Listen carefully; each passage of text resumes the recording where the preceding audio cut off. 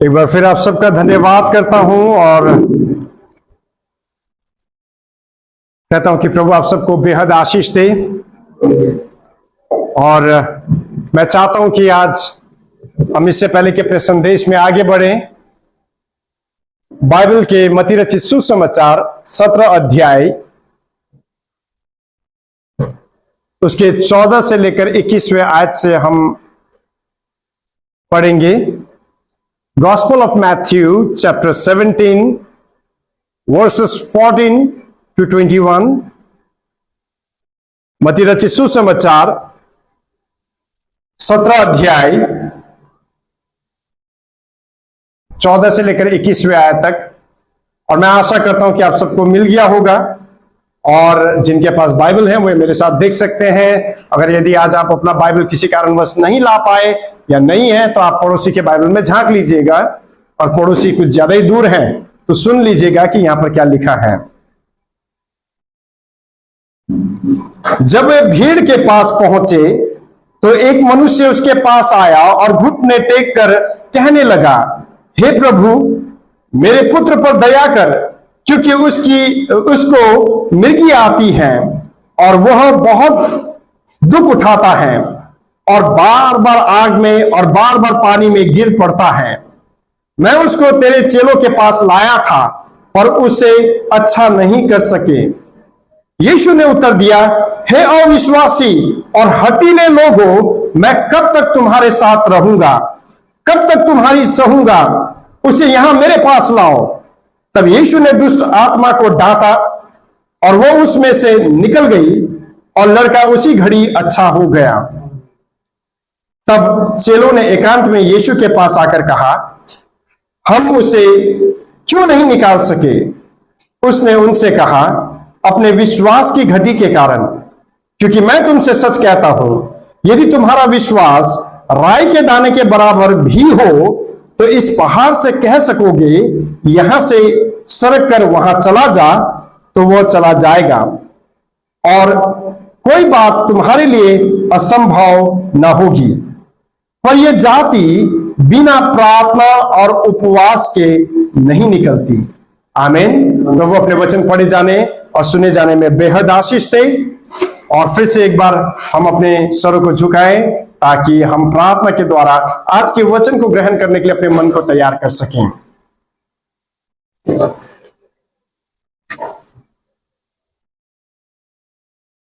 सर्वशक्तिमान खुदावन जीवित परमेश्वर पिता, हम अत्यंत आपका धन्यवाद करते हैं आज के जीवन और पुनरुत्थान के दिन के लिए, जहां सचमुच में प्रभु हमने आपके जिंदगी के सामर्थ को अंधकार पर, मृत्यु पर हावी होते हुए देखा, जिसके कारण हम धन्यवाद करते हैं कि आज हम तेरे उपस्थिति में तेरी आराधना करने और धन्यवाद का बलिदान चढ़ाने के लिए एकत्रित हो सके। प्रभु धन्यवाद आपकी उपस्थिति के लिए जो आज हमारे मध्य में चल फिर रहा है, कि प्रभु तो हमारे हृदयों को छुए, मनों को बदल दे, हमारे विचारों में प्रभु नए प्रकाशन को लेकर आए, ताकि प्रभु हम यहां से प्रभु वही व्यक्ति नहीं जो हम आए थे, लेकिन एक नए कॉन्फिडेंस के साथ, एक नए विश्वास के साथ, एक नए प्रभु जी उत्तम स्वर्गीय बातों के साथ, जिंदगी के भरपूरी के साथ हम यहां से जा सकें।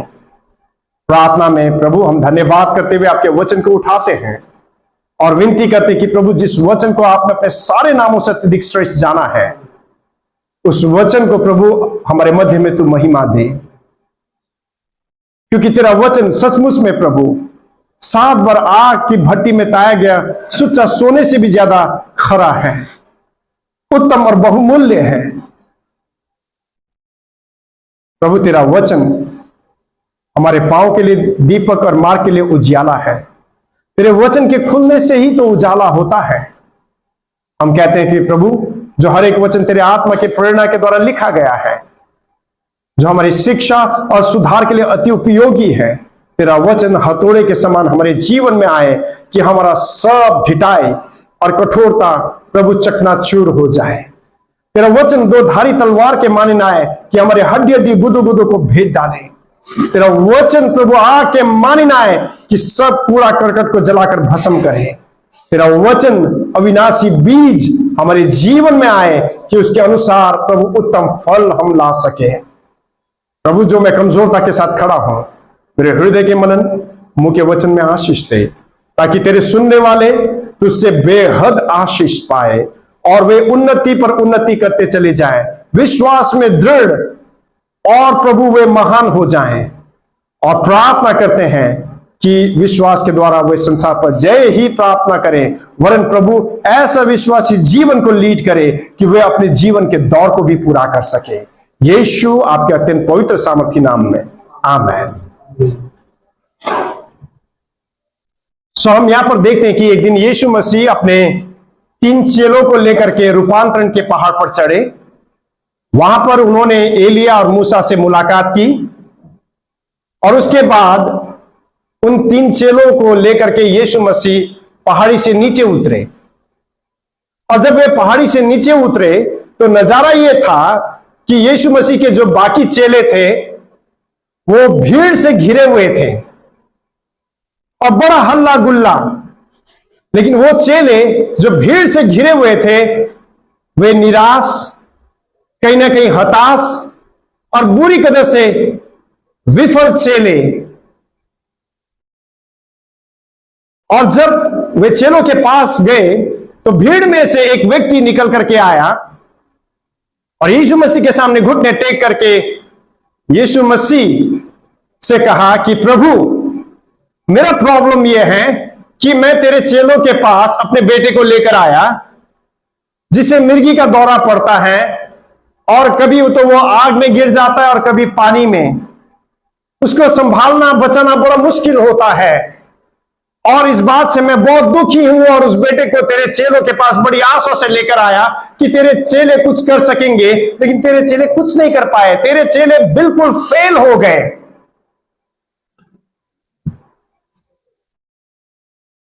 अगर यीशु जो काम तेरे चेलों से तो नहीं हो सका, अगर तू चाहे तो कुछ कर सकता है तो कर।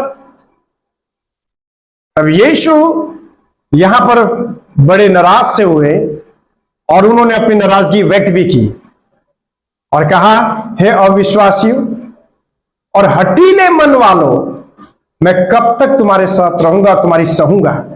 उसे मेरे पास लेकर आओ।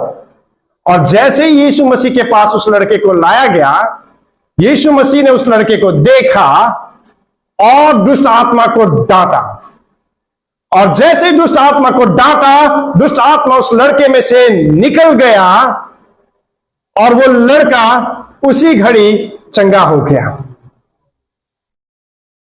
आज मैं एक बात आपसे यहां पर कहना चाहता हूं कि यीशु मसीह हमारे समस्या का समाधान नहीं करते हैं, पर यीशु मसीह हमारे समस्या के जड़ पर प्रहार करते हैं। मैं फिर से दोहरा रहा हूं, यीशु मसीह आपके समस्याओं का समाधान नहीं करते, लेकिन समस्या के जड़ पर प्रहार करते हैं। जब हम इस लड़के को देखते हैं तो हम बड़ी सरलता से हिंदी में पढ़ते हैं कि उसे मिर्गी का दौरा पड़ता था, तो हम कहते कौन सी बड़ी बात है, या तो इतने सारे लोग हैं जिनको चलते चलते कितने बार मिर्गी का दौरा पड़ जाता है। लेकिन आप जानते हैं उस समय में लोग इस प्रकार से विश्वास करते थे कि ये तो है ना, पूर्णमासी के दिन जब पूरा चांद उठता है तब उसका ये प्रभाव उस पर होता है, जिसके कारण अंधकार की शक्ति उस पर हावी होती है और जिसके कारण वो ऐसी हरकतें करता है कि कभी वो आग में और कभी पानी में गिरता है। और शायद उन्होंने यही सोच करके चेलों के पास लाए थे कि चेले कुछ ना कुछ नुस्खे दे देंगे और इससे कुछ ना कुछ बचाव हमको मिल जाएगा, ताकि ये समस्या जब आ पड़े तो हम इससे बच सके। और चेलों ने पूरा मेहनत किया, लेकिन चेले फेल हो गए। जब चेले फेल हो गए तो वो यीशु के पास भी शायद इसी आशा से आया कि यीशु कोई नुस्खा दे देगा और हमारा बचाव हो जाएगा। लेकिन यहां पर यीशु ने उनको कोई टोटका, कोई नुस्खा नहीं दिया। ना उसे यीशु ने किसी प्रकार का सहानुभूति दी, जिसे सिंपैथी कहते हैं। लेकिन यीशु मसीह ने जैसे उसको देखा, यीशु मसीह ने दुष्ट आत्मा को डांटा, जो दुष्ट आत्मा उसे कई लंबे समय से प्रताड़ित कर रहा था। मैं एक बात कहना चाहता हूं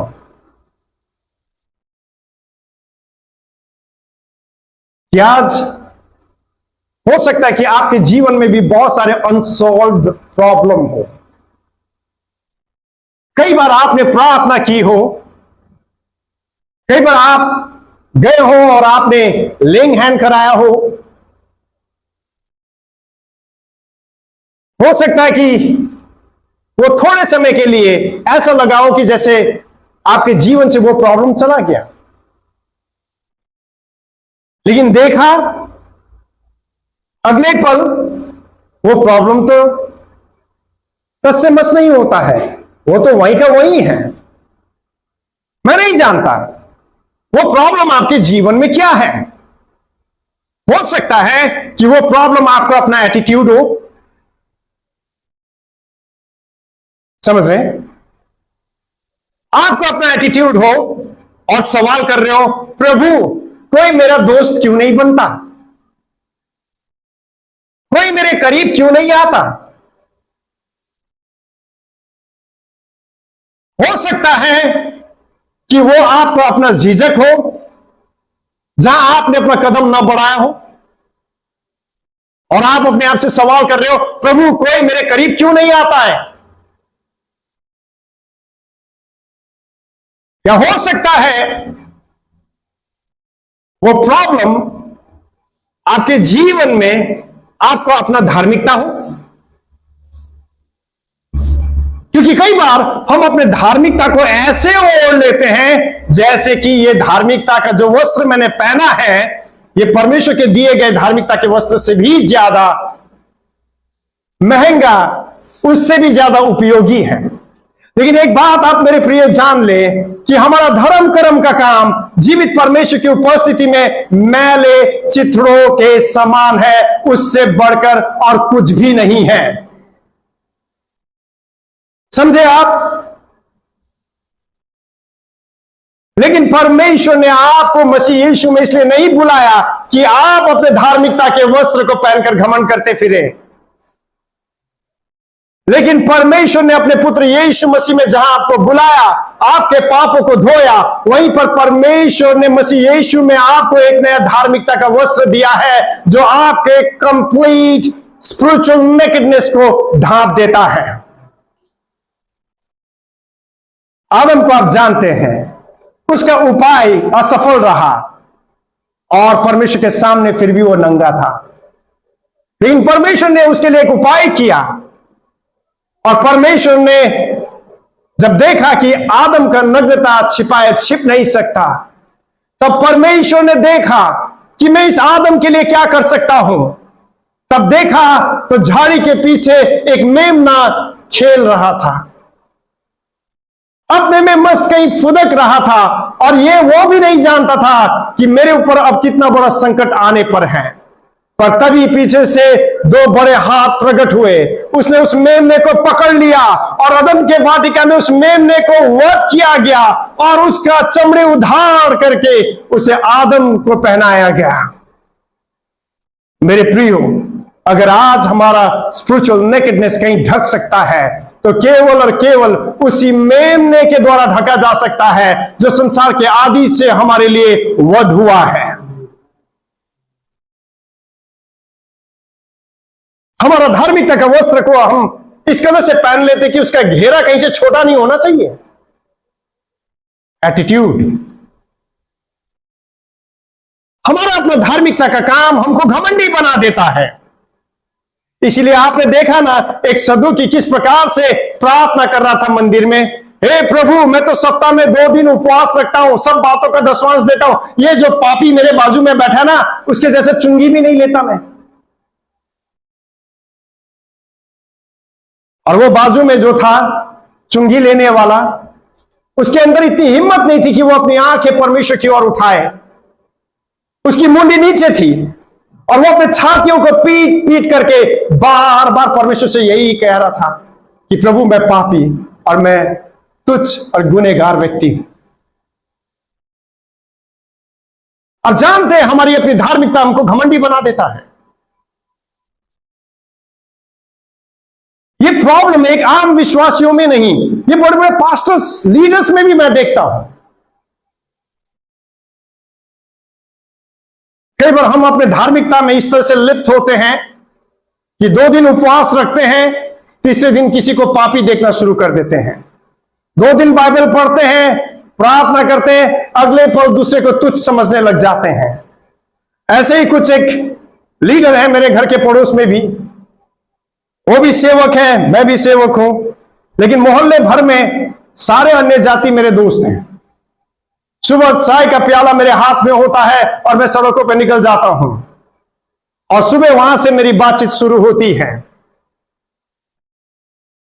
फिर आगे निकल के जाता हूं, पान वाला भी हेलो, दूध वाला भी हेलो, परचून वाला भी हेलो, फैब्रिकेटर्स वाला भी हेलो, कारपेंटर भी हेलो, मेडिकल स्टोर वाला भी हेलो, रेस्टोरेंट वाला भी हेलो, स्टेशनरी वाला भी हेलो, सबके साथ हाय हेलो। लेकिन वो जो पासवान है उनको मेरा ये हेलो करना, उनके साथ खड़े होना, बातचीत करना, और वहां के आसपास काम चल रहे हैं, कंस्ट्रक्शन हो रहा है, वहां के मजदूरों से, वहां के ठेकेदारों से, वहां के मालिकों से बात करना उन्हें अच्छा नहीं लगता है। वो कहते हैं देखो ये तो अन्य जातियों के साथ संगति करता है, ये तो देखो पापियों के साथ खड़ा होता है।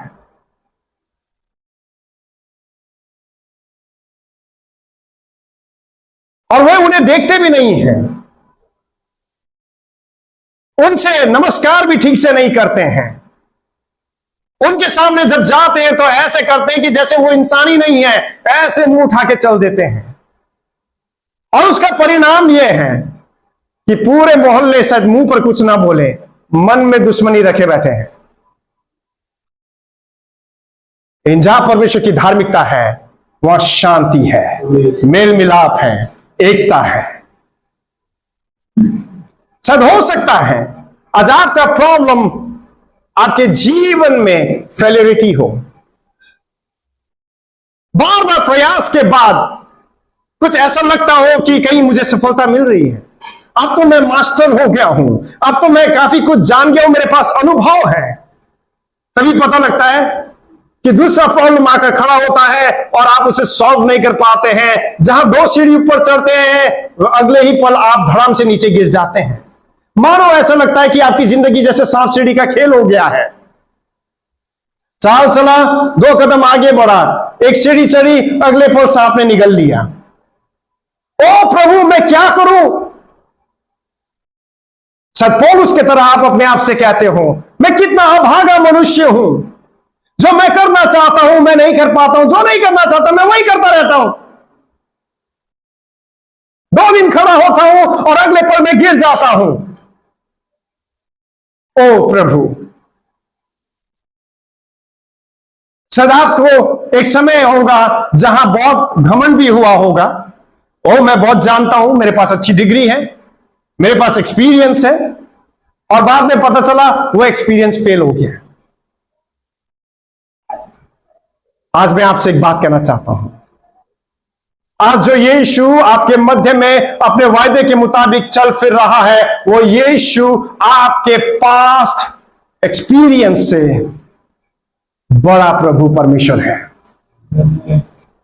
आमेन।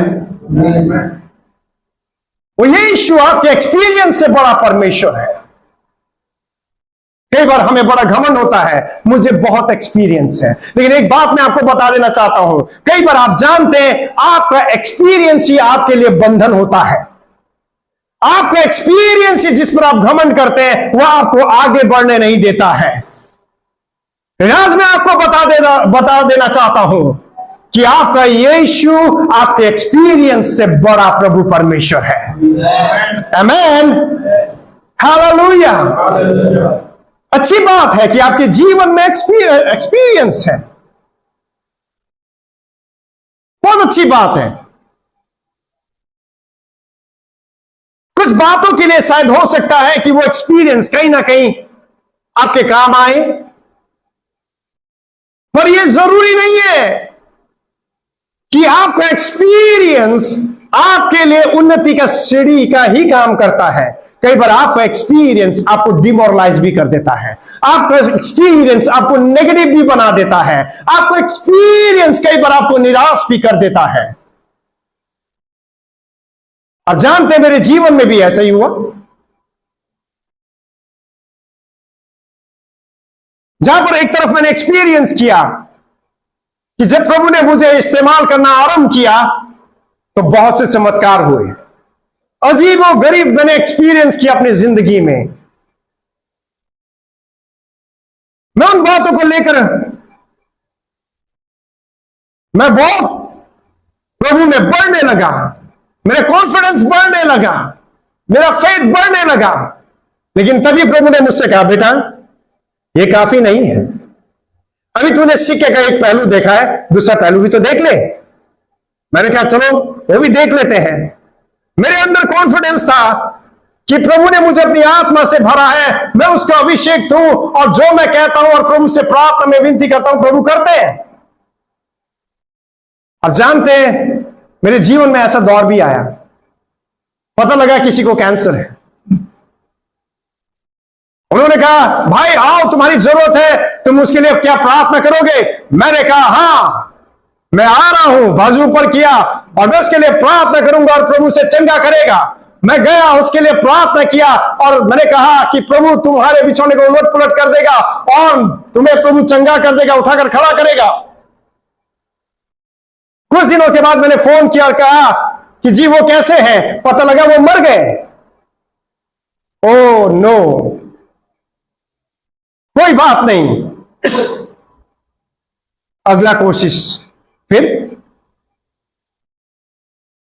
फोन आया, कहा कैंसर है प्रार्थना करने आओ। कहा है? हॉस्पिटल में है। चला गया हॉस्पिटल में, बड़े कॉन्फिडेंस के साथ गया और जब हॉस्पिटल में बड़े कॉन्फिडेंस के साथ गया तो 2-4 लोग और गए मेरे साथ। कहा है? यहां पर है, अभी निपटते कैंसर से। प्रार्थना किया, दुआदार प्रार्थना किया, घर वापस आया, पीछे से खबर आया, अरे वो अंकल जिसके लिए दुआ नहीं करी थी, कहता हाँ वो चले गए।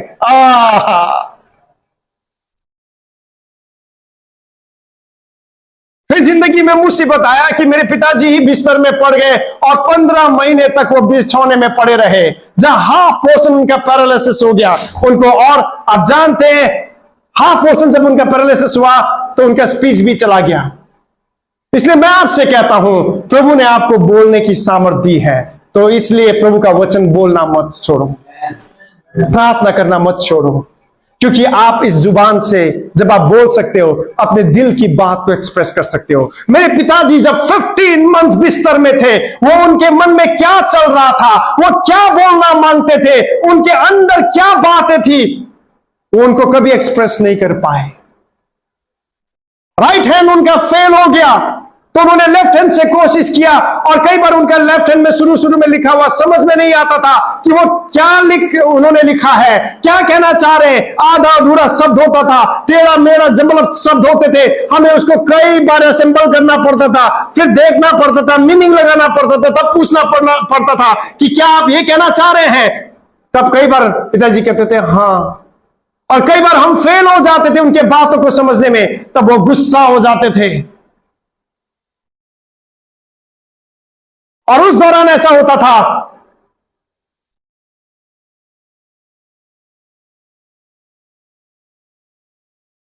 कि कुछ बातें थी जो मैं नहीं करना चाहता था और प्रार्थना करता था अकेले में जाकर के, प्रभु मुझे कम से कम अपनी जिंदगी में यह ना करना पड़े। और जो मैं कहता था कि यह ना करना पड़े, वो ही बात मेरे सिर पर आ जाता था। जिस बात से मैं डरता था और जिसको मैं अवॉइड करना मांगता था, वही बातें मेरी जिंदगी में आ पड़ता था। कितना मुश्किल है। डे एंड नाइट प्रार्थना कर रहा हूं। प्रार्थना करते करते ऐसा दौर भी आया कि उनको जबरदस्त सेकेंड अटैक पड़ा। डॉक्टर हैरान हो गए। जो व्यक्ति रिकवरी के मोड में था, वो व्यक्ति दोबारा से कैसे फिर से उसको स्ट्रोक पड़ा कि कंप्लीट बॉडी पैरालाइज्ड हो गया। प्रार्थना के अनुसार प्रभु ने मुझे 6 महीने का और समय तो दिया, लेकिन वो समय बड़ा कठिन समय दिया। उस समय में मेरा कॉन्फिडेंस चला गया। फिर मुझे ऐसा लगने लगा, अरे नहीं यार, ये हीलिंग वूलिंग होता नहीं है, शायद चंगाई होता नहीं है, क्योंकि मेरे घर में नहीं हो रहा है। लेकिन उस दौरान लोग आते थे और वो आते थे और कहते थे, अरे पास्टर हमारे लिए ये प्रार्थना करें, वो प्रार्थना करें, हमें ये प्रॉब्लम है, वो प्रॉब्लम है। मैं कहता था, चलो उनको क्या पता मेरे मन में क्या चल रहा है, मैं बाहर से हाथ रख के प्रार्थना कर रहा हूं, तुम जानो, तुम्हारा काम जाने। मेरा तो विश्वास रत्ती भर भी नहीं है अब, क्योंकि कुछ बातें हैं जो हम परमेश्वर के आत्मा के प्रभाव में नहीं, मजबूरी में भी कर रहे होते हैं। तब से वो कहा, मेरे लिए मजबूरी हो गया, प्रार्थना करना, हाथ रखना मजबूरी हो गया। और मजबूरी में किए गए काम में लोग बड़े बड़े गवाही लेकर आते थे और पुलपिट से गवाही देते थे। मुझे बिल्कुल यकीन नहीं होता था, भरोसा नहीं है।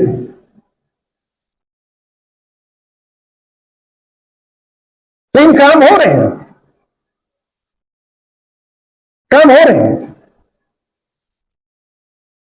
मैसेज दिया, पुलपिट से नीचे उतरा, पास्टर हमारे लिए प्रार्थना करो। अभी प्रार्थना करता हूं। जैसे ही प्रार्थना करा, दम लोग नीचे, कहता बड़ा पावरफुल हो रहा है, लेकिन मुझे महसूस नहीं हो रहा है, क्योंकि मेरे एक्सपीरियंस ने भी जवाब दे दिया है। मैं फ्रस्ट्रेटेड हो गया हूं। अब जानते हैं, एक दिन पिताजी के जिंदगी को परमेश्वर के हाथ में सौंपना पड़ा। वो प्रभु के पास चले गए, लेकिन फिर भी बहुत लंबे समय तक मेरे अंदर वही बात चलती रही कि शायद मेरी सेवकाई यही है कि मैं सिर्फ सुसमाचार प्रचार करूं और यीशु मसीह के धार्मिकता के विषय में लोगों को बताऊं। लेकिन एक दिन फिर मैंने देखा कि सुसमाचार परमेश्वर के चंगाई के बगैर नहीं है, क्योंकि जहां सुसमाचार प्रचार है वहां पर चंगाई भी पीछे चल रहा है, परमेश्वर का काम भी पीछे चल रहा है। तब मैं अपने कमरे में गया और मैंने प्रार्थना की और मैंने कहा, प्रभु तुम मेरे अनुभव से, मेरे विफलता से, मेरे प्रॉब्लम से बड़ा प्रभु, मैं तेरे समझ घुटने टेकता हूं और मैं एक्नॉलेज करता हूं कि तू प्रभु है और तेरे लिए सब कुछ संभव है। और जब तक मैं सुसमाचार प्रचार करूंगा, तब तक मैं लोगों के चंगाई के लिए, उनके असल स्वास्थ्य के लिए मैं जरूर प्रार्थना करूंगा। और मैं प्रार्थना करता हूं, मैं प्रार्थना करता हूं, क्योंकि मेरा प्रभु, मेरा परमेश्वर मेरे अनुभव से बड़ा प्रभु है। मेरा प्रभु, मेरा परमेश्वर मेरे विफलता से बड़ा प्रभु है।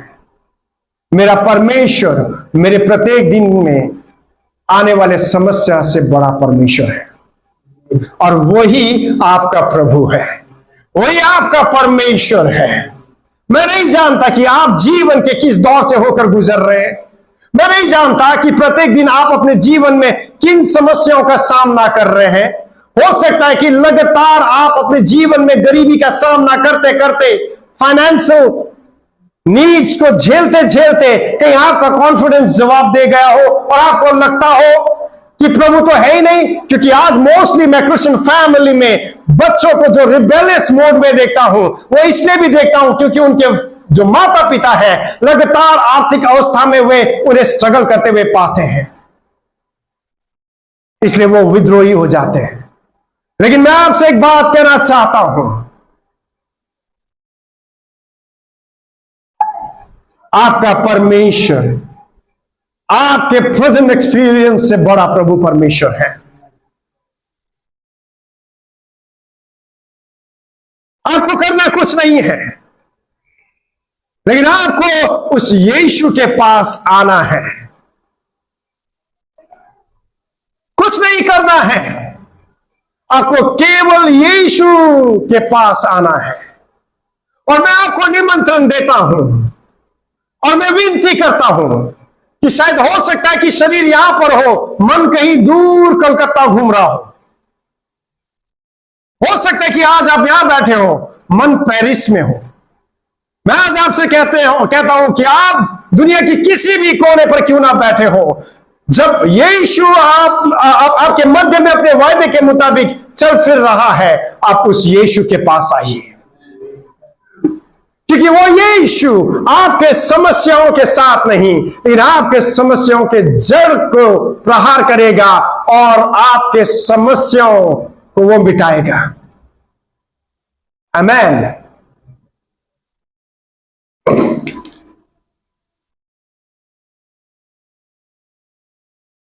वर्स 19 में चलते हैं।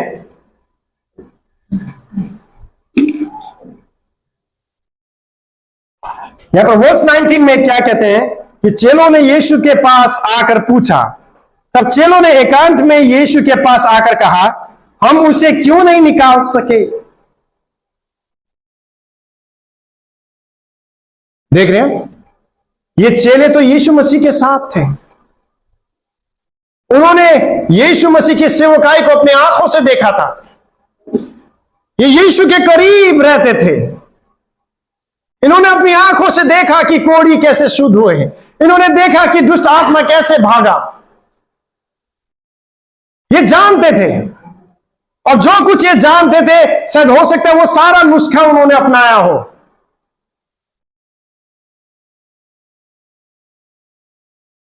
ऐसे ही करते ना, क्योंकि हम अत्यधिक वही काम कर रहे होते हैं जो हम जानते हैं। एक नया काम करने के लिए हम कभी नहीं सोचते हैं। और आप जानते हैं यह मानसिकता भी एक गुलामी की मानसिकता है।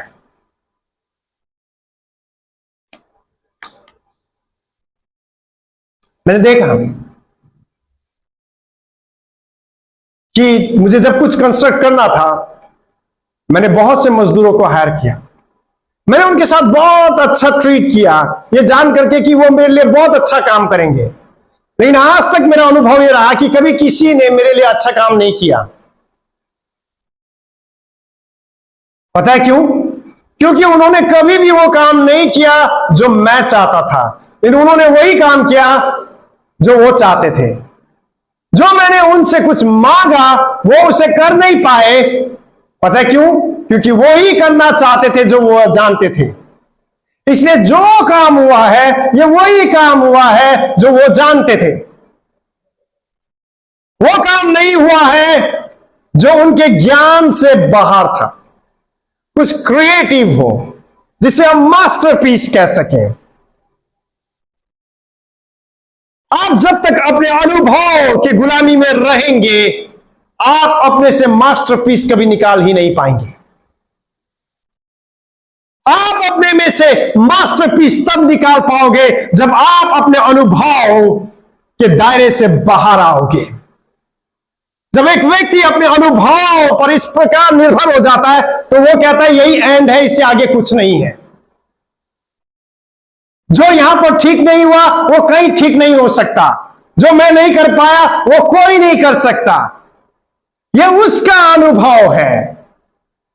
लेकिन ऐसा नहीं है कि परमेश्वर कुछ नहीं कर सकते। वो सब कुछ करने में सक्षम परमेश्वर है। उसके डिक्शनरी में इम्पॉसिबल शब्द है ही नहीं। इसीलिए उसने कहा सब कुछ संभव है, केवल विश्वास। All things are possible, but only believe. सब कुछ संभव है, केवल विश्वास।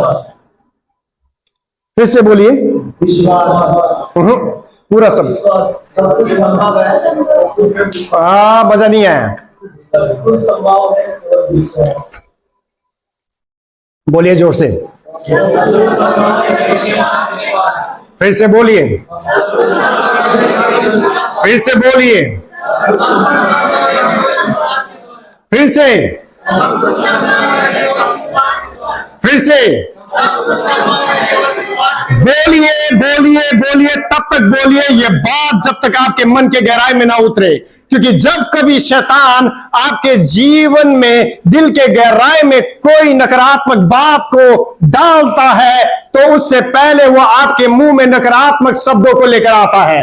ओ, मैं तो कभी ठीक नहीं हो सकता, ओ ये आदमी कभी सुधर नहीं सकता, ओ मेरे घर में ओ ये तंगी कभी नहीं जाएगी और मेरा घर तो गरीब ही रहेगा। और जब आप इस बात को लगातार बोलते रहेंगे, यही बात आपके मन में घर कर जाएगा। और जब ये बात आपके मन में घर कर जाएगा, आपका विचार वैसे ही हो जाएगा, आपका व्यवहार ऐसा ही हो जाएगा, आप वैसे ही होंगे, आप वैसे ही व्यवहार करने लगेंगे। समझ रहे हैं आप मैं क्या कह रहा हूं? आप कभी भी उस स्तर पर सोच ही नहीं पाएंगे जहां परमेश्वर का वचन एफिशियंस चैप्टर 1 वर्स 3 में कहता है कि परमेश्वर ने हमें सब प्रकार के आत्मिक आशीषों के साथ उस स्वर्गीय स्थानों पर रखा है जहां यीशु मसीह विद्यमान है। हम उस स्टैंडर्ड में सोच नहीं पाते, लेकिन जलने लगते हैं। अच्छा, निकिता कल की आई हुई लड़की है, मर्सिडीज खरीद के बैठी है,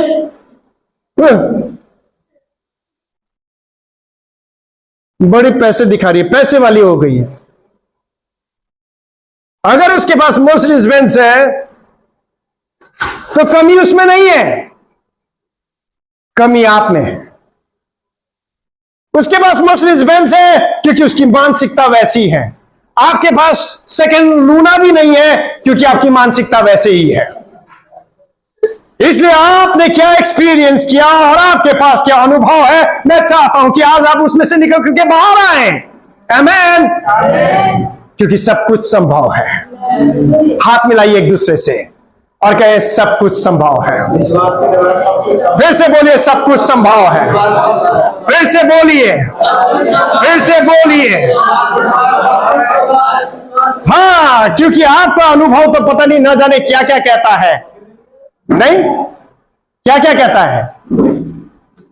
ओ मैं निकल रहा था ना, फिर छींक दिया इसने, अब मेरा काम सफल नहीं होगा। तो आपका काम वाकई में सफल नहीं होगा। लेकिन वो एक बार क्या 10 बार छींके, जब आप कहेंगे मुझे कोई फर्क नहीं पड़ता, तो उन बातों का आपके जीवन में कोई असर नहीं होता है। लेकिन जब आप कहते हैं कि अब मेरा काम नहीं होगा, तो असफलता को आपने बोलने के द्वारा वेलकम करा और असफलता आ गया और आपका जीवन में असफलता को ले आया। कुछ समझे आप? ओ कितने बार बोला कि जब मैं दरवाजे से बाहर पैर रखूं तो वो टोका करके कहां जा रहा है? नहीं मैं नहीं जाता। नहीं जाओगे तुम्हारा काम ही नहीं होगा। जाओ तो काम निश्चय होगा। आमीन। ओ आंखें फड़फड़ा रही मेरी, आज कुछ अशुभ होने वाला है, तो अशुभ ही होगा। लग रहा है कि आज मेरे को बुखार हो जाएगा, बुखार ही होगा तुम्हें। लेकिन तुम्हारा अनुभव संपूर्ण सच नहीं है मेरे प्यारों। अरे मैं गारंटी देता हूं ऐसा ही होता है। तुम्हारा गारंटी फेल हो जाएगा जब तुम अपने अनुभव के दायरे से बाहर आओगे, क्योंकि आज तुम्हारे साथ तुम्हारे अनुभव से बड़ा प्रभु परमेश्वर है। आमेन, आमेन। ओ मेरे घर में तो कुत्ता पलता ही नहीं है, जब भी रखता हूं मर जाता है।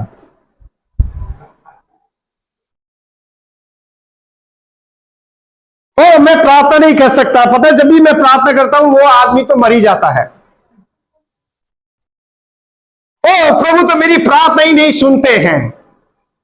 और हम उन्हीं धारणाओं को अपने जीवन में ले लेते हैं और वो हमारा अनुभव बन जाता है और उसी को हम सच मानने लग जाते हैं। लेकिन आज मैं प्रभु से विनती करता हूं और कहता हूं कि प्रभु आपको आपके अनुभव के दायरे से बाहर निकलने में आपकी सहायता करे। आमीन।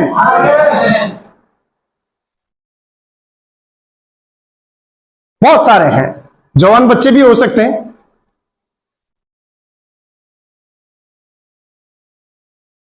बहुत सारी बातों में उन्होंने एक धारणा बना ली हो। लेकिन आज मैं आपसे कहता हूं कि आपका प्रभु आपके अनुभव के दायरे से महान है और वो चाहते कि आज आप उसमें से बाहर आए। अगर ये चेले कहते अरे हम तो नहीं कर पाए, प्रभु ने आके कर दिया ना, वो तो प्रभु यीशु मसीह है ना, हम तो चेले हैं। तो सच मानो, वो वहां पर उस अनुभव के साथ सेटिस्फाइड रहते हैं कि नहीं, है ना? ऐसा है नहीं है? लेकिन यहां चेलों ने क्या किया? अपने असफलता से निराश, अपने अनुभव से निराश, एकांत में यीशु को जाकर पकड़ लिया।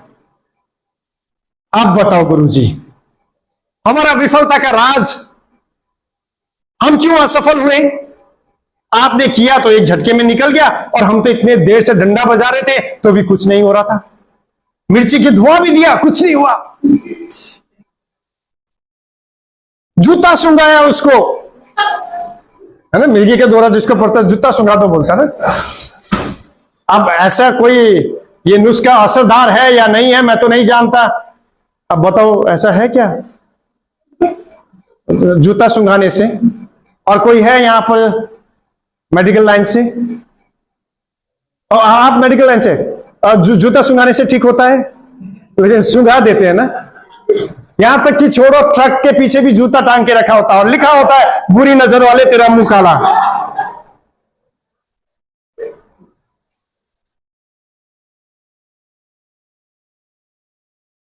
हमने सब कुछ करा प्रभु, जूता टांग लिया, हांडी टांग लिया, जूता सुंघा दिया, मिर्चे के धुएं दे दिए, उल्टा टांग दिया।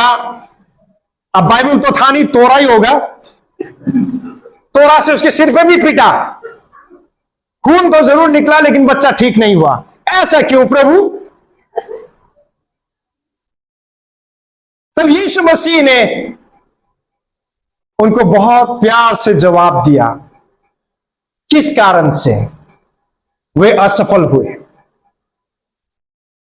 इन उससे पहले मैं कहना चाहता हूं, जब आप जीवन में असफल हुए, क्या आपने कारण जानने की कोशिश की? जब आप बार बार आर्थिक तंगी से होकर गुजरे, क्या आपने परमेश्वर की उपस्थिति में घुटने टेकर प्रार्थना की और कहा प्रभु तू मुझे बता, क्यों मैं बार बार कर्जा में फंस जाता हूं, मैं इस कर्जा से क्यों बाहर नहीं आ पाता? प्रभु तू मुझे बता, मेरा मैरिज क्यों बार बार ब्रेक हो जाता है? प्रभु तू मुझे बता कि मैं अपने रिलेशन को क्यों होल्ड नहीं कर पाता?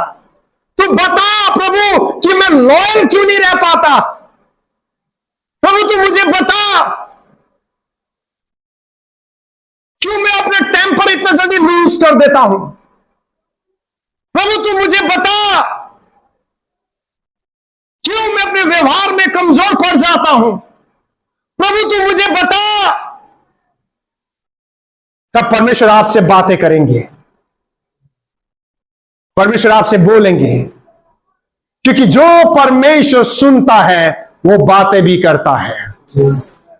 और प्रार्थना एक बहुत खूबसूरत जरिया है जिसके द्वारा हम अपने प्रभु से वार्तालाप करते हैं। प्रार्थना वन साइडेड कम्युनिकेशन नहीं है, नहीं तो एक व्यक्ति कितने देर दीवार से बातें करेगा? मैं तो नहीं कर सकता। और मैं जानता हूं कि वही लोग दीवार से बातें करते रहते हैं जो फ्रस्ट्रेटेड हो जाते हैं। मुझे आज भी याद है, मेरे कॉलेज एक फ्रेंड थी, उसकी शादी हो गई। अब इसने जो शादी किया, एक different culture, different language, different religion के व्यक्ति से शादी किया। बहुत साल हो गया, अब शादी हो गया, चला गया, पता भी नहीं। लेकिन उसका ख्वाब था कि कोई ऐसा लड़का मिल जाए जो बहुत अच्छा कमाता हो, जिसके पास रुतबा हो, दौलत हो। मिल गया ऐसे ही, उसका डार्क, टॉल, हैंडसम, चला गया। और एक दिन पता लगा, बहुत सालों के बाद, कॉलेज फ्रेंड हम लोग कभी कभी एक दूसरे से कहीं ना कहीं बातचीत हो जाती है। तब फोन पे दूसरी जो कॉलेज फ्रेंड थी उसने बोला, अरे तुझे फलाना फलाना याद है? हाँ क्यों नहीं, क्योंकि हम लोग सब एक ही ग्रुप में थे। अरे उसका तो बड़ा बुरा हालत हो गया। अच्छा क्या हुआ? कहते हैं कुछ नहीं, यहां तो वो आजाद पंछी थी, जब देखो मां बाप से स्वतंत्रता था, अपना उस वक्त स्कूटर लिया और पूरा देहरादून घूम लिया। लेकिन शादी के बाद ऐसा हो गया कि कभी मुंबई, कभी दिल्ली, अब जाए तो जाए कहां, जहां पे भी जाए, फ्लैट में, अपार्टमेंट्स में, किसी पर भरोसा नहीं, किसी को जानते नहीं। कई साल वो अपने उसमें फ्लैट में रहते रहते उसकी आदत हो गई और पता लगा बच्चे नहीं, दोस्त नहीं, किसी से हाय हेलो नहीं, कमरे के अंदर बंद। पता लगा वो जब हस्बैंड आते थे तो देखते कि कुर्सी में बैठी हुई होती और दीवारों से बात कर रहे होते। उसका यह हाल हो गया। दीवार से बात कर सकते हैं और दुनिया कर भी रही है, लेकिन जवाब कहीं नहीं है। इन कम्युनिकेशन सिद्ध तभी होता है जब दो व्यक्ति आपस में बैठते हैं। एक बोलता है, दूसरा सुनता है, और जो सुनता वो बोलता है और बोलने वाला फिर सुनता है। सो प्रेयर वन साइडेड कम्युनिकेशन नहीं है, प्रेयर बोथ वे कम्युनिकेशन है, जहां हम प्रार्थना में अपने निवेदन को परमेश्वर के समक्ष ले जाते हैं और प्रभु से अपने दिल का हाल कह सुनाते हैं। वो परमेश्वर वहां पर हमारे हर एक बातों को सुनता है, और जो परमेश्वर हमारे हर एक बातों को सुनता है वो हमसे प्रार्थना के द्वारा बोलता भी है। आमीन। किस किसने सुना प्रार्थना में परमेश्वर की आवाज? किस किसने सुना गाइडेंस? परमेश्वर प्रार्थना के दौरान बोलते भी हैं, हमें गाइड भी करते हैं। आमीन।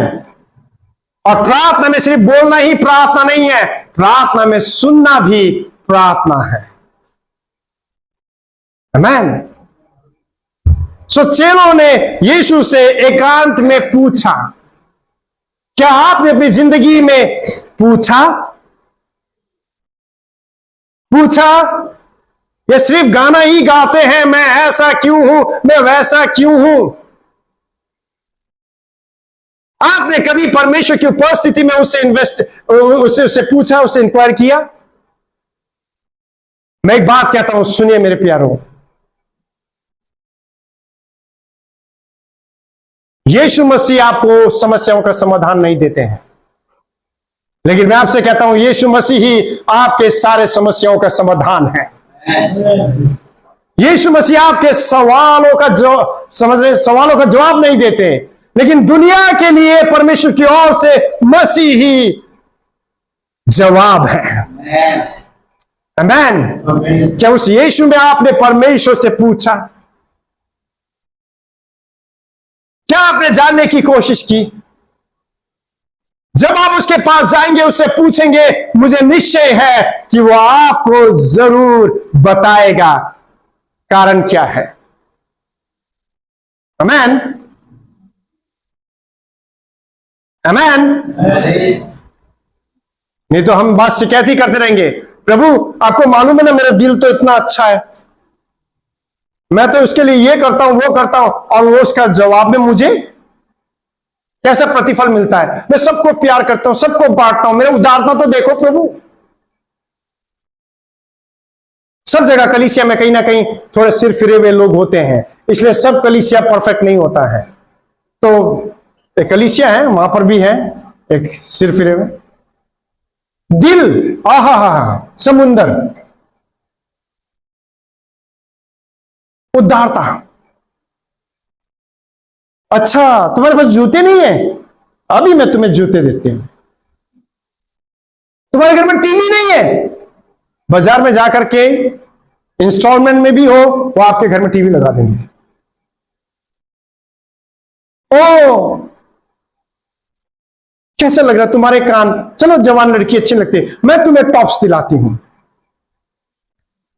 लेकिन सब उसके पीछे फिर बोलेंगे, उनका एक्सपेक्टेशन ये होता है कि अगर मैंने दिया है तो वो आए, मुझे नमस्ते करे, मुझे पूछे, मुझे सराहे, मुझे उठाए।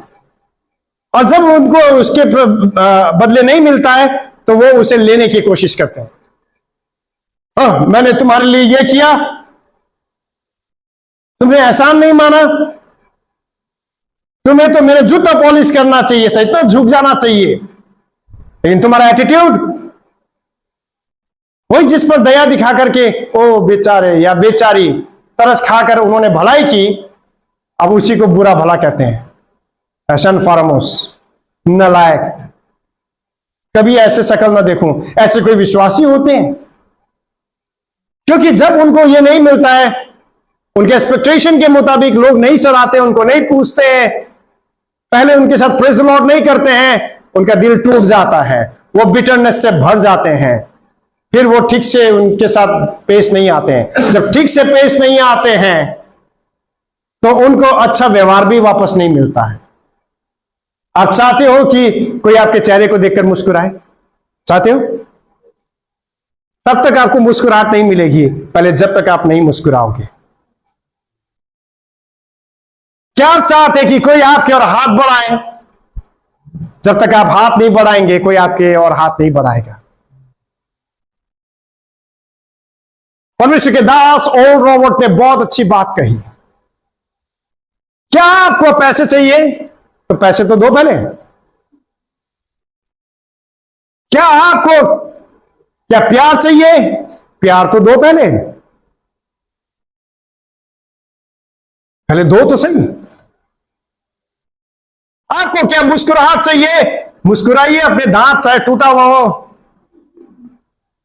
दिखाइए, आपको भी चमचमाता हुआ दांत ही दिखेगा। समझे आप? सो कुछ ऐसा ही है। सो जब उनको नहीं मिलता, उनका व्यवहार खराब हो जाता है, फिर निराश हो जाते हैं, प्रभु से शिकायत करते हैं, प्रभु तू मेरे उदारता को जानता है, तू जानता है मैंने कैसे किया, तू जानता है मैंने कर्जा लेके भी किया, अभी तक उसका इंटरेस्ट भर रहा हूं प्रभु। लेकिन उसका देखो प्रभु कैसा व्यवहार है। और शायद उसका अनुभव यही हो गया, कोई विश्वासी अच्छे नहीं होते, चर्च में कोई अच्छे नहीं होते, बाहर संसार में सारे लोग अच्छे हैं। ऐसी बात होती है ना, अन्य जाति लोग तो बहुत अच्छे होते हैं, बहुत अच्छे होते हैं, ईसाई लोग खराब होते हैं। गलती आपकी नहीं है, गलती आपके अनुभव की है जिसमें आप कैद हो गए हैं। आपको कुछ नहीं करना है, केवल यीशु के पास जाना और उससे पूछना है, प्रभु मेरे साथ ऐसा क्यों? तब प्रभु शायद उसे धीरे से कहेगा, बेटा जो कुछ करना है निस्वार्थ कर।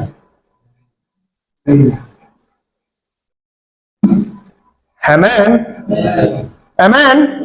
ये तो बार बार आप बोलते रहेंगे, मैंने तो उसे ना प्यूमा का शर्ट दिया था, मैंने ना उसे आईफोन दिया था, यही बात होती रही। ऐसे ऐसे नहीं खरीदते हम सोना, हॉलमार्क का दिया था, है ना? ऐसी बात होती है ना। एक दूसरे के साथ लिपस्टिक भी चेंज करो तो ब्रांड मत देखो, समझ रहे हो? मैंने क्या कहा? ब्रांड मत देखना। बहन ये लिपस्टिक ले ले तो ब्रांड मत देखना। परमेश्वर का प्रेम, उसको छोड़कर कोई किसी बात का कर्जदार ना हो। आमेन। बोलिए, प्रेम को छोड़कर हम किसी और बात का किसी के कर्जदार नहीं होंगे। फिर से बोलिए, आमेन।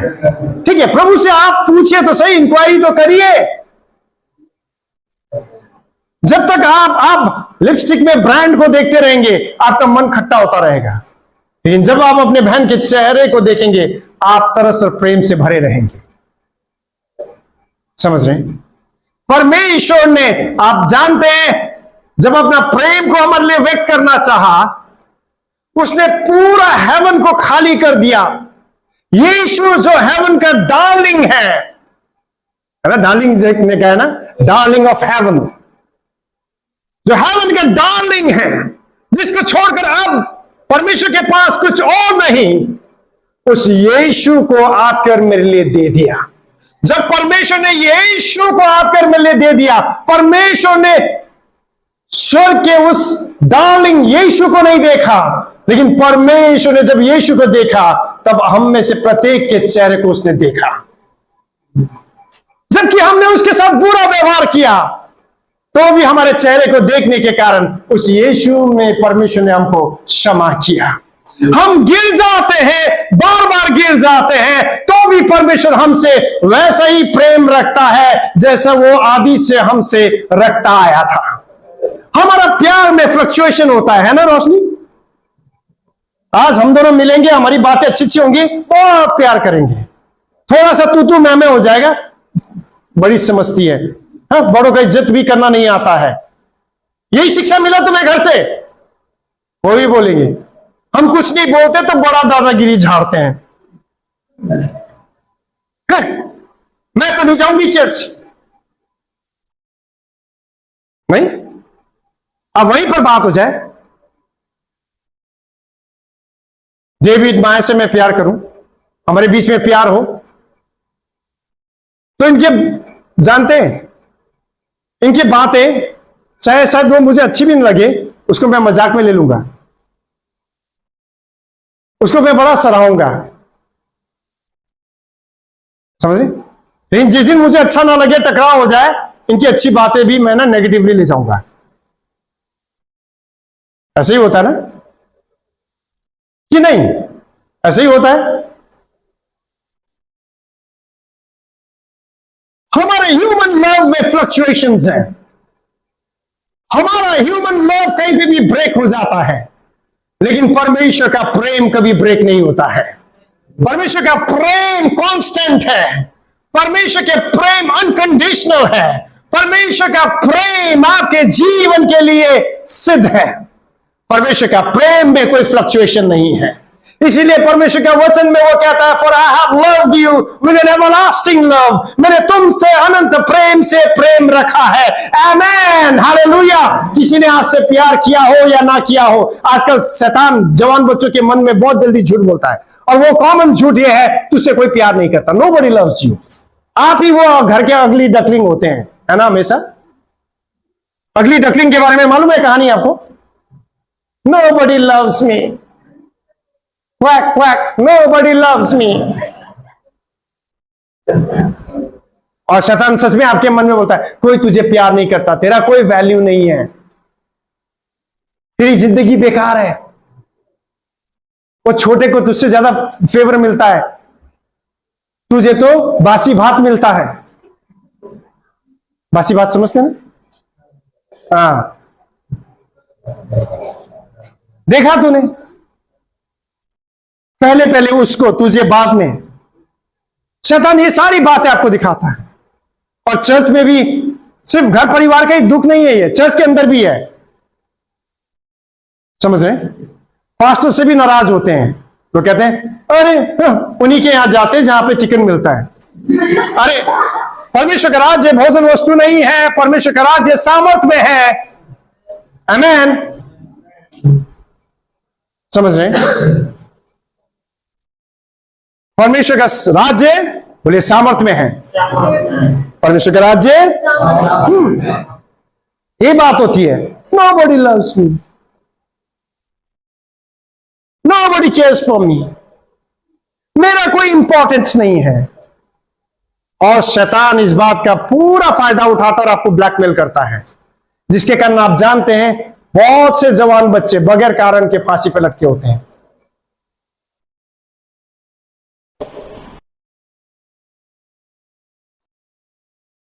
से मैं कह देना चाहता हूं, जो तुम अपने आप को रिजेक्टेड फील करते हो, जो तुम अपने आप में ऐसा महसूस करते हो कि शायद तुम्हारा कोई इंपॉर्टेंस नहीं है, तुम्हें लगता है कि शायद तुम्हें कोई प्यार नहीं करता, आज तुम्हारे लिए एक गुड न्यूज है कि वो ये है कि परमेश्वर तुमसे प्रेम रखता है। परमेश्वर दृष्टि में तुम्हारा जीवन चाहता है, परमेश्वर की दृष्टि में तुम वैल्यूएबल हो। आमेन। और इसलिए मैं चाहता हूं कि आप अपने आप को जोर से हक करें, और आंखों को बंद करने अपने आप को जोर से हक करें, और अपने आप में जोर से कहें, I am loved by my father, I am his beloved child. मेरा परमेश्वर मुझसे प्रेम रखता है, मैं उसकी दृष्टि में अनमोल हूं, वो मुझे चाहता है, उसने अपने उद्देश्य से मुझे बुलाया है, उसने मुझे चुना है, उसने मुझे चुमा है, उसने मुझे गले से लगाया है, अपने नाम दिया है और अपने लिए मुझे अपना बना लिया है। आमेन, आमेन। कैसा लग रहा है आपको? कोई आपको गले लगाए ना लगे, कोई जादू की झप्पी दे ना दे, शीशे के सामने खड़े हो जाओ, अपने आप को दे दो और बताओ मेरा पिता मुझे जादू की झप्पी देता है, वो मुझसे प्यार करता है, वो मुझे अंडरस्टैंड करता है। Amen, hallelujah, hallelujah. So secret में जाओ, प्रभु से पूछो, तुम्हारा एक्सपीरियंस बदलने जा रहा है। आमेन। बोले आज से मेरा एक्सपीरियंस बदलने जा रहा है और मैं एक नया अनुभव अपने जीवन में करने जा रहा हूं। हालेलुया। सो यीशु मसीह ने उनको बताया तुम्हारा फेलियरिटी का कारण क्या है? क्या तुम्हारा अविश्वास? हाँ, क्या अविश्वास? गलती इसमें नहीं है कि तुमको काम करना नहीं आता, तुमको आता है, लेकिन गलती यहां पर है कि तुम्हें विश्वास नहीं है। तुम्हें पता है जो विश्वास है वो कितना शक्तिशाली है। तब यीशु मसीह ने यहां पर विश्वास के विषय में बताया कि विश्वास कितना शक्तिशाली है। तुम इस पहाड़ से कहो, अगर तुम्हारे अंदर इतना सा भी विश्वास होगा ना, इतना सा, कितना सा, राई के दाने के बराबर। कितना? राई के दाने के बराबर। अ फेथ लाइक अ मस्टर्ड सीड। राई का दाना किस किसने देखा है? लेडीज ने तो सबने देखा है, किचन में होगा ना, है ना। उस राई के दाने को घर में जाना और अपने हथेली पर लेना और उसके बाद धीरे से छोड़ देना घर के कमरे के अंदर, दरवाजा बंद करके, और उसके बाद ढूंढना उसको। मिल जाएगा 100 रुपये अगले संडे, मैं नहीं हुआ तो सुनील भैया दे देगा, आपको नहीं मिलेगा। और राई का दाना ढूंढना बहुत मुश्किल है, नहीं? लेकिन आप जानते हैं उस सूक्ष्म छोटे से राई के दाने में अद्भुत जिंदगी का सामर्थ्य है। जब उसे ले जाकर आप भूमि पर रोप देंगे, वो सारे हर्ब से सबसे बड़ा हो जाता है। हमारे वहां तो राई का साग कितना बड़ा होता है, नहीं? इतना बड़ा बड़ा पत्ता। आप सोचेंगे ये तो सिर्फ गाय खाता है, हाँ, है ना, इंसान नहीं खाता है, लेकिन हम खाते हैं ना। इतना बड़ा बड़ा पत्ता होता है ना कि पेड़ हो जाता है। पालक से, धनिया से सबसे बड़ा हो जाता है, जबकि धनिया का बीज बड़ा है तो भी राई उससे बड़ा हो जाता है। यीशु ने कहा अगर तुम्हारे अंदर राई के दाने के बराबर भी विश्वास हो, तुम इस पहाड़ से कहो यहां से सरक कर तू वहां चला जा, तो पूरा पूरा माउंटेन शिफ्ट हो जाएगा। प्रॉब्लम यही है कि वो माउंटेन वहीं पर इसलिए है क्योंकि फेथ नहीं है। Not because of lack of faith, but absence of faith. Faith ना होने के कारण। समझ रहे हैं?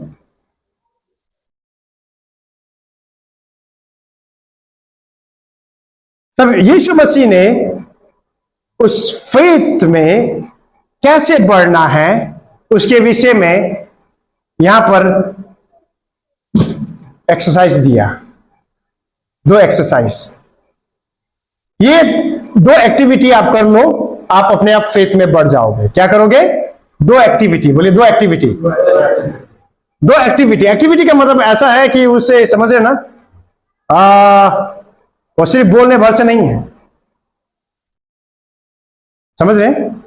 अगर मान लीजिए आज किसी को यहां पर 16-16 इंचेस का बाइसेप चाहिए, 6 पैक यहां पर चाहिए, तो उसको क्या करना होगा, है ना? How to get 6 packs on your stomach. Video देखने से आपके स्टमक में 6 पैक बनेगा?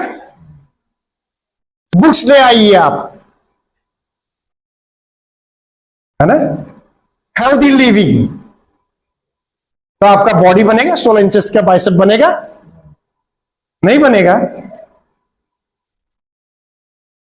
नहीं बनेगा। कि बनेगा? मेरे को बड़ा मजा आता है, कई बार मैं YouTube देखता हूं ना, अजीबोगरीब वीडियो अपलोड होते हैं वहां पे। एक दिन लिखा हुआ था गाड़ी चलाना सीखे 15 मिनट में।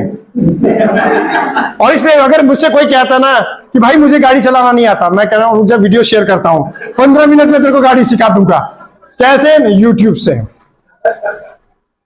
यूट्यूब में वीडियो देखकर आप 15 मिनट में कभी गाड़ी नहीं चला सकते जब तक कि आप गाड़ी में ना बैठे, जब तक आप गाड़ी के एक एक पार्ट्स के विषय में आप स्टडी ना करें, स्टीयरिंग व्हील पर जब तक आप हाथ ना रखें, गियर लीवर के ऊपर आप अपना हाथ ना रखें, समझ रहे? तब तक आपका गाड़ी नहीं चलेगा, तब तक आपको गाड़ी चलाना नहीं आएगा। समझ रहे? सो आपको गाड़ी चलाने के लिए रोज आपको गाड़ी में एक्सरसाइज करना पड़ेगा, तब आप एक दिन परफेक्ट ड्राइवर बन जाएंगे। आप अच्छे बॉडी बिल्डर बन जाएंगे जब आप वर्कआउट करने के लिए जिम जाएंगे। और एक रात में नहीं बनेगा, लेकिन जब डेली आप वर्कआउट करेंगे, दिन ब दिन आपका मसल्स डेवलप होता जाएगा। नहीं कि नहीं? नहीं तो सिर्फ भ्रम में रहेंगे। 2 दिन जिम में जाते बॉडी ऐसी अकड़ जाता है, फिर लड़कों का चाल बदल जाता। नहीं कोई देखे ना देखे, अगर मैं ऐसे चलूंगा तो क्या मैं आपको आर्नोल्ड श्वार्ज़नेगर लग रहा हूं?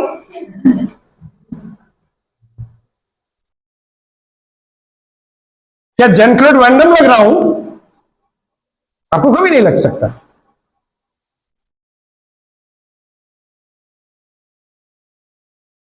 उसके लिए वर्कआउट करना पड़ेगा। ऐसे ही आप फेथ जो आपके जीवन में एब्सेंट है, उस फेथ में आप एक फेथ जाइंट बन नहीं सकते जब तक कि आप इन 2 बातों पर वर्कआउट नहीं करेंगे। नंबर 1 क्या है? प्रेयर। बोले क्या? फिर से जल्दी से सुनना मांगता हूं। मैंने प्रेयर के बारे में थोड़ा बता दिया ना आपको। क्या चीज?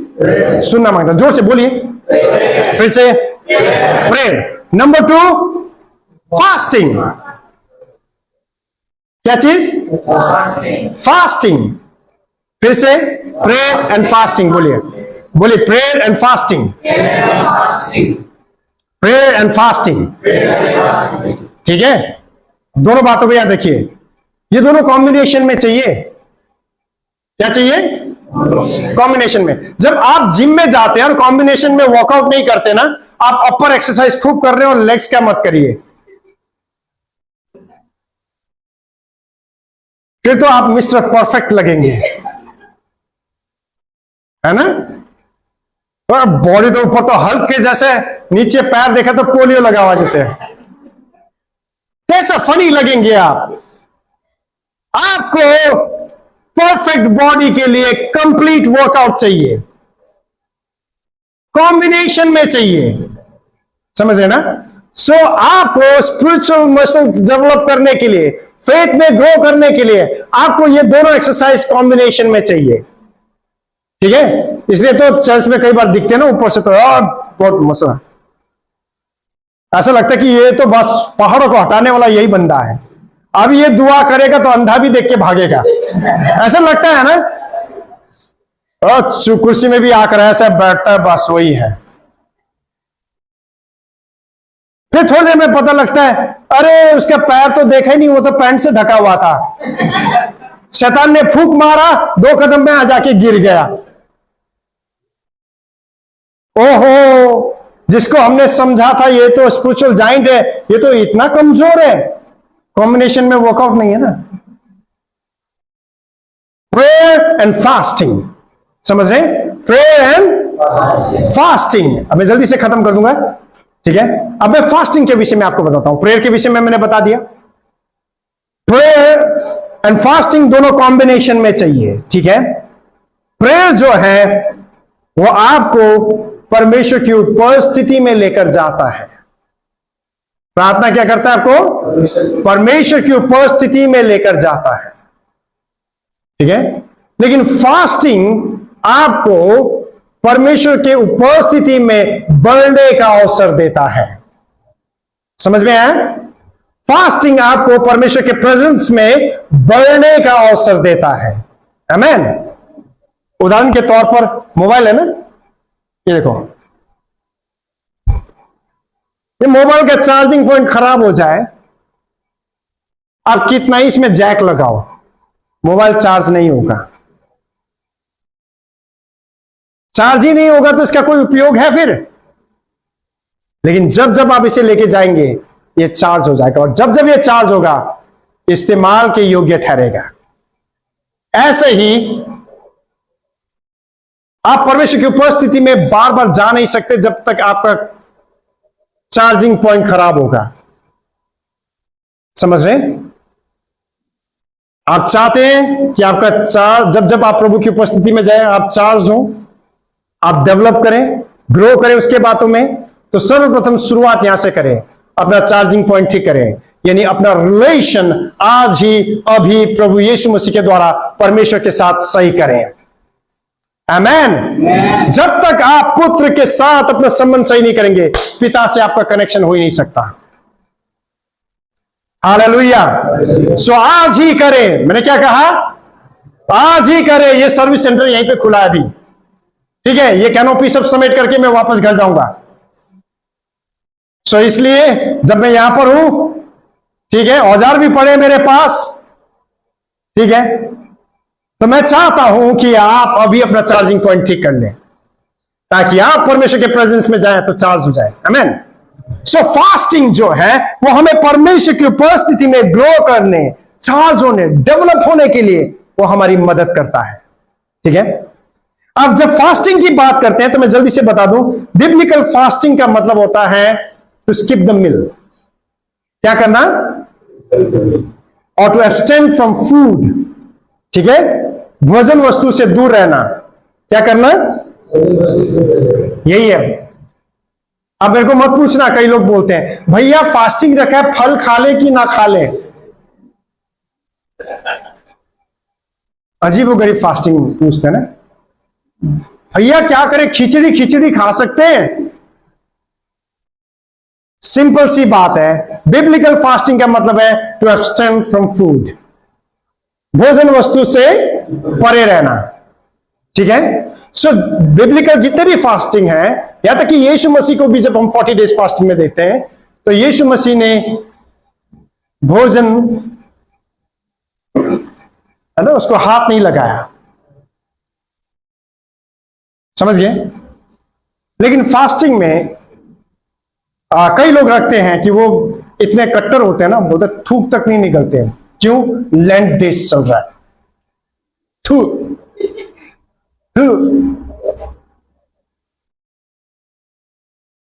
बाद में धर्म से बेहोश होकर गिरेंगे। क्यों? क्योंकि बॉडी डिहाइड्रेटेड हो गया। समझ है? So liquid, specially summer time में आपके बॉडी को हाइड्रेट रखना है आपने। समझ गए? पानी पीते रहे। और एक और चीज, जैसे अरे चाय बनाओ पीजिए, लेकिन उसमें बार बार जो चीनी ऐड करते हैं, ग्लूकोज तो पूरा मिल गया ना आपको। अब इसको अवॉइड करिए, आपके चेहरे से झुर्रियां गायब हो जाएगी। फिर लोग आपको बोलेंगे अरे तुम तो 40 के लगते ही नहीं, आज भी बड़े यंग लगते हो। नहीं, आपकी सुंदरता का राज क्या है? शायद हो सकता है आपके साथ बैठे हुए जो हो, आपसे उम्र में छोटे हो, उनको अंकल बोल के चले जाओ और आपको भैया बोले।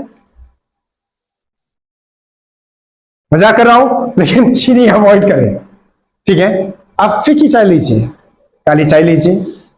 ब्लड प्रेशर सही रहता है तो आप ब्लैक कॉफी भी यूज कर सकते हैं। अच्छा है ना? ठीक है?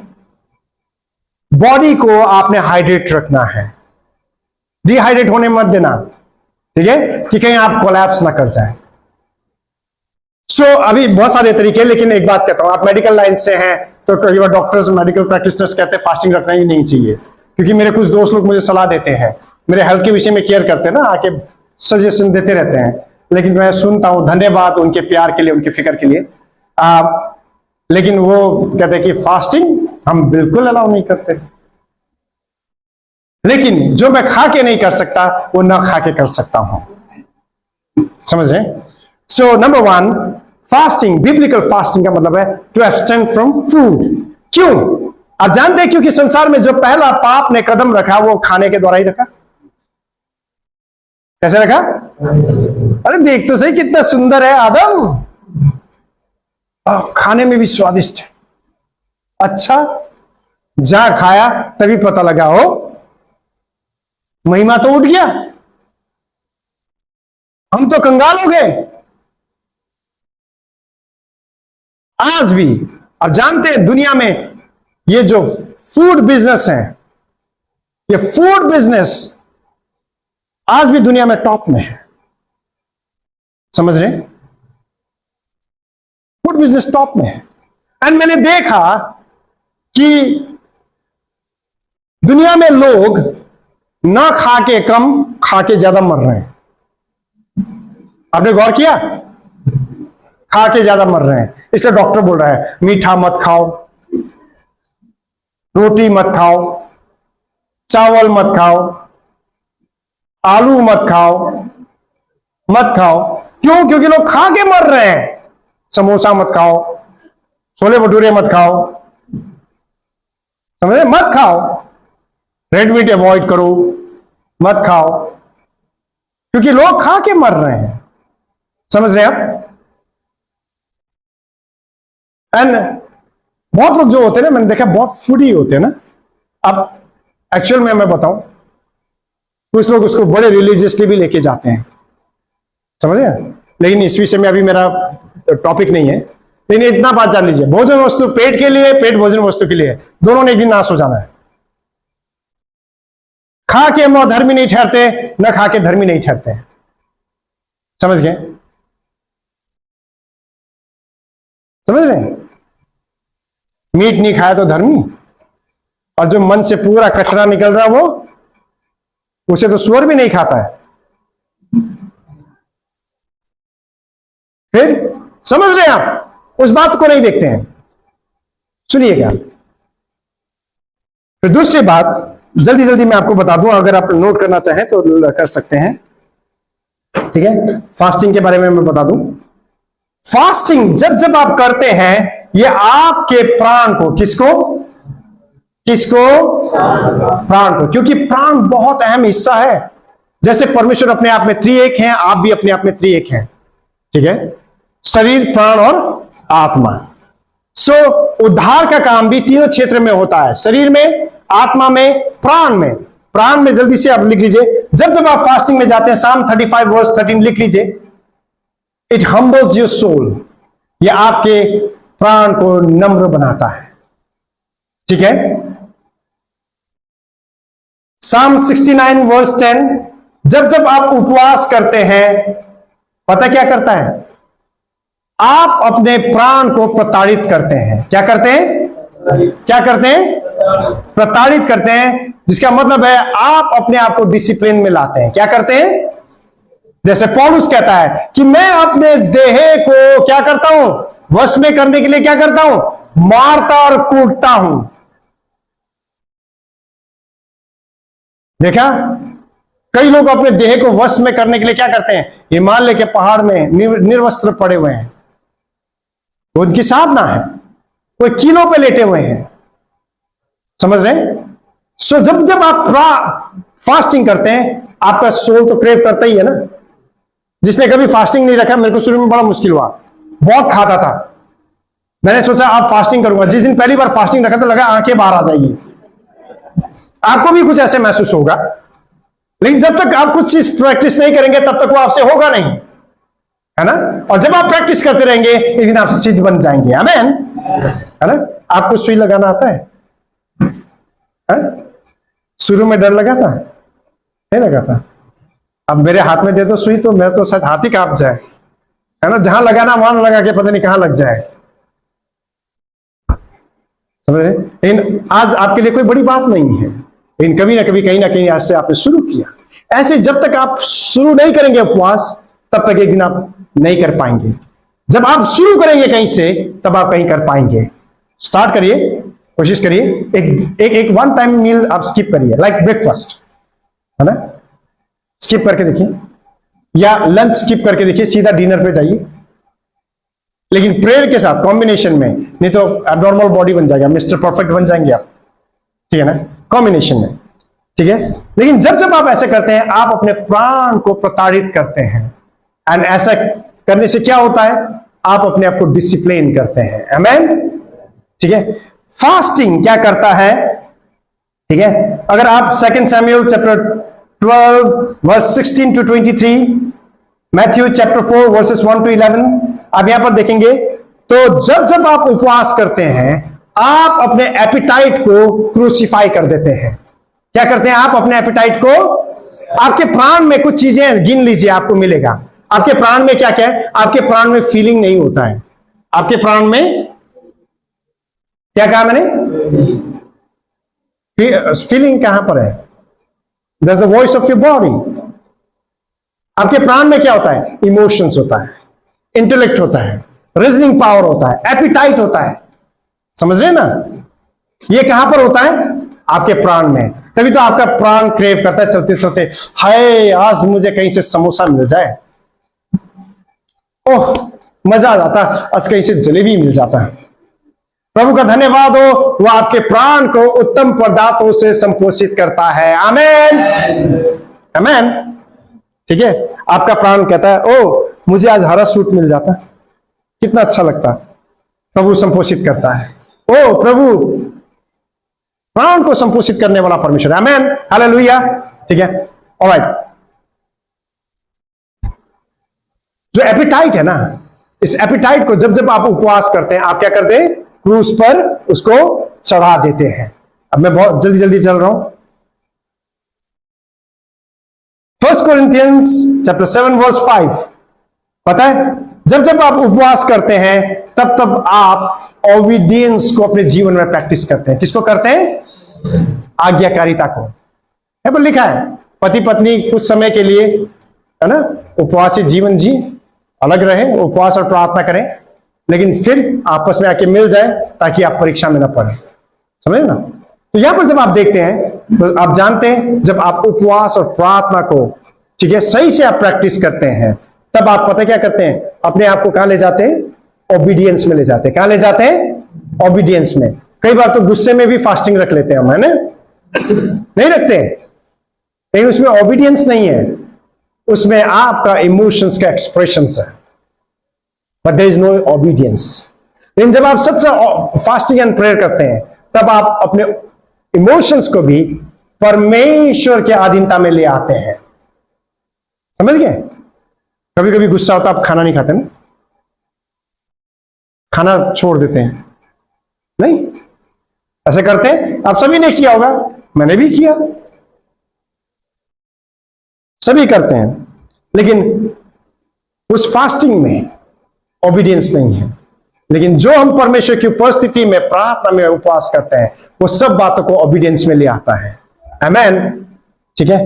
एंड सबसे बढ़कर जब आप फास्टिंग में जाते हैं, आप अपने एपिटाइट के ऊपर मास्टरी करते हैं, आमेन, समझे। आप क्या करते हैं, अपने एपिटाइट के ऊपर मास्टरी करते हैं। जब आप अपने एपिटाइट के ऊपर मास्टरी नहीं करते ना, पहले कुरिन्थियों की पत्री में देखा, प्रभु भोज को लेकर के क्या करा उन्होंने, पहले पहले आया, पहले पहले खा लिया, मैं खा लूं, सब खा लूं, बाकी कोई ना खाए। यहां तक कि दिल्ली के अंदर पास्टर मीटिंग हुआ, बहुत बढ़िया, सब हाईली अनॉइंटेड गजब के पास्टर्स मीटिंग हुआ। फिर खाने की बारी आई, चिकन के एक लेग पीस के लिए पास्टर्स में झगड़ा हो गया, अनॉइंटेड लोग। ठीक है, मत भागना, ठीक है, अपना अनॉइंटिंग को चेक करो, दूसरा के अनॉइंटिंग के पीछे मत भागो, अपना अनॉइंटिंग चेक करो, समझ रहे हैं आप। एक चिकन लेग पीस के लिए झगड़ा हो गया भाई, ये अनॉइंटिंग, समझ रहे हैं आप। मैंने देखा कई बार उपवास और प्रार्थना में लोग आते थे, आमीन करने की देरी होती थी, किचन में ढक्कन उठाना शुरू कर देते थे, क्या बना, मर जाएंगे भूखों के तरह। जब आपका एपिटाइट पर, सुनिए बहुत आपको मजा आ रहा होगा, जब एपिटाइट पर आपका मास्टरी नहीं होता है, आप जानते हैं बुक ऑफ एक्ट्स में यरूशलेम की कलीसिया 2 साल में मेगा चर्च बन गया, लेकिन जब एपिटाइट पर उनका मास्टरी नहीं था, जहां पर आत्मा का दान और वरदान था, लोग बचाए जा रहे थे, अंधे देख रहे थे, लंगड़े चल रहे थे, भयानक परमेश्वर के काम हो रहे थे। एपिटाइट पर मास्टरी ना होने के कारण झगड़ा हो गया। इतना बड़ा चर्च में, मेगा चर्च में झगड़ा हो गया। देख रहे हैं आप? जब हमारे चर्च में एपिटाइट पर नियंत्रण नहीं होता है, कहीं पर मत देखना। क्रिसमस में ना केक बढ़ते हुए समय देख लेना, और नॉनवेज रख दो, ऊपर से खाने कर दो, और वहां झगड़ा नहीं हुआ, पार्सलिटी नहीं देखा, मेरा नाम बदल देना। लेकिन सब कुछ सुंदर हो सकता है जब हम फास्टिंग के द्वारा अपने एपिटाइट पर मास्टरी करें। आमेन। कुछ समझ में आया? नंबर 2, जब आप फास्टिंग में जाते हैं तब आप परीक्षाओं के ऊपर जय पाते हैं। क्या करते हैं? परीक्षाओं के ऊपर जय पाते हैं। जब आप फास्टिंग करते हैं तब यह आपको दुष्ट आत्माओं पर अधिकार रखने, है ना, या उस पर अधिकार जताने, समझे, उसमें यह आपको बढ़ाता है। जहां पर पावर की बात आई ना बाइबल में, जहां पावर बोलते हैं, पावर मीन्स ऑथोरिटी। और एक आदमी ऑथोरिटी में मास्टर तब होता है जब वो ऑथोरिटी प्रैक्टिस करता है। समझ में है? समझ में है? So when you go in fasting, ये फास्टिंग आपको हेल्प करता है टू प्रैक्टिस योर ऑथोरिटी। जब आप अपने ऑथोरिटी को प्रैक्टिस करते रहते हैं, then you become master over your enemy, over all the demonic forces that surrounds you and challenges you every day. समझ गए आप? अब उसके ऊपर मास्टर हो जाते हैं। आमेन। फिर आपको बोलना नहीं पड़ता, अरे मैं तुम्हें ना लुधियाना लेके जाऊंगा ना, ओ मैं तुमको ना वहां केरला लेके जाऊंगा, ओ मैं तुमको ना वहां आना हमारे यहां पे, अरे हिमालय की चोटी पे लेके जाऊंगा। नहीं, राइट देयर जहां आप खड़े हैं, जब आप कहेंगे मैं तुझे आगे देता हूं यीशु के नाम से, उसको भागना पड़ेगा। आमेन। आमेन। कुछ समझ में आया? कुछ समझ में आया? गुड। फास्टिंग एंड प्रेयर दुष्ट आत्मा को निकालने का नुस्खा नहीं है। ध्यान दीजिएगा, फास्टिंग एंड प्रेयर आपके विश्वास के साथ डील करने का नुस्खा है। समझ में है? नहीं तो लोग बोलेंगे इस प्रकार की जाति जो है बगैर प्रार्थना और उपवास के नहीं जाता, तो लोग सोचेंगे भूत निकालने का ये नुस्खा है। भूत निकालने का नुस्खा नहीं है, आपके फेथ के साथ डील करने का तरीका है ये। समझ गए? जब आप उपवास और प्रार्थना में जाते हैं, यह आपके फेथ को डेवलप करता है। क्या करता है? आपके फेथ को डेवलप करता है। जब आप उपवास और प्रार्थना में जाते हैं, पता क्या होता है? जब जब आप उपवास और प्रार्थना में जाते हैं, आप अपने अनबिलीफ को क्या करते हैं? क्रूसीफाई कर देते हैं। आमेन। सुनिएगा, जब विश्वास है वहां अविश्वास नहीं है, जब अविश्वास है वहां विश्वास नहीं है। लेकिन जब जब आप उपवास और प्रार्थना में जाते हैं, आप अपने अनबिलीफ को क्या करते हैं? क्रूसीफाई कर देते हैं। अंतिम बात, जब जब आप उपवास में जाते हैं, आप अपने प्रभु के स्वभाव में बदलते जाते हैं। आमेन। सो चर्च, मैं आज आपको इंकरेज करूंगा और मैं आपसे कहना चाहूंगा आपका एक्सपीरियंस बदल जाए। आमेन। एक सामान्य ईसाई नहीं, मुझे रिलीजन से कुछ लेना देना नहीं है, चाहे वो ईसाई रिलीजन क्यों ना हो, क्योंकि जितने भी दुनिया में रिलीजन है मैन मेड है। हर रिलीजन पॉलिटिकल फोर्स के द्वारा ही एग्जिस्टेंस में आया है। सब स्टडी करिए, समझ रहे? सिक्का का दो पहलू है, पॉलिटिक्स, रिलीजन। समझ रहे हैं? मुझे रिलीजन से कुछ लेना देना नहीं है, और मैं भी चाहता हूं कि इस बंधन से आप बाहर निकले। समझ रहे? लेकिन मैं चाहूंगा कि जिस यीशु का हम प्रचार करते हैं, आप उसके स्वभाव में बदलते चले जाएं। चर्च, मैं यकीन करता हूं कि कहीं ना कहीं आप अपने लिए दिन डिसिप्लिन के अनुसार निर्धारित करेंगे और अपने आप को उपवास प्रैक्टिस करने के लिए जरूर परमेश्वर की उपस्थिति में देंगे। देंगे? कौन कौन देंगे? अब बाद में सोच समझ के बोलिएगा, ठीक है ना? अभी तो बोल दिया, प्रभु देख रहा है, यहाँ उसकी उपस्थिति है। एक दिन पूछेगा आपसे, बच्चे उस दिन तूने बोला था प्रॉमिस ब्रेकर, मेरे से संडे पिंकी प्रॉमिस करके गया। प्रैक्टिस करना है, ठीक है, सबने करना है, ठीक है, जरूर करिए, क्योंकि ये मेरा कर्तव्य है कि मैं आपको गाइड करूं आत्मिक बातों में, ठीक है। आप प्रैक्टिस करें और चर्च खूब बढ़े। प्रभु आप सबको बहुत बहुत आशीष दे। मैं चाहता हूं कि परमेश्वर की उपस्थिति में इस वक्त आप कुछ नहीं और आप उससे प्रार्थना करें और कहें, प्रभु आज मुझे अपने अविश्वास से तेरी उपस्थिति में डील करना सीखा। मैं अविश्वासी नहीं, लेकिन तेरे विश्वास से परिपूर्ण हो जाना चाहता हूं। मैंने जाना प्रभु मेरे जीवन का अनसॉल्व्ड प्रॉब्लम का सॉल्यूशन तुझ पर विश्वास में है, और मैं चाहता हूं कि मैं आज विश्वास से एक परिपूर्ण व्यक्ति हो जाऊं।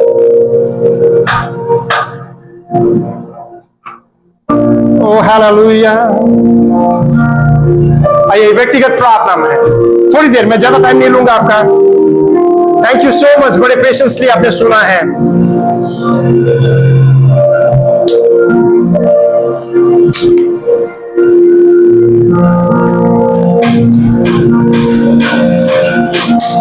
थोड़ी देर और।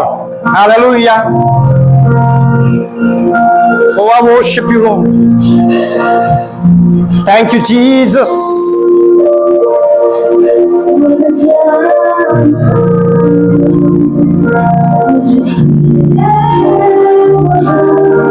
Yes, Lord.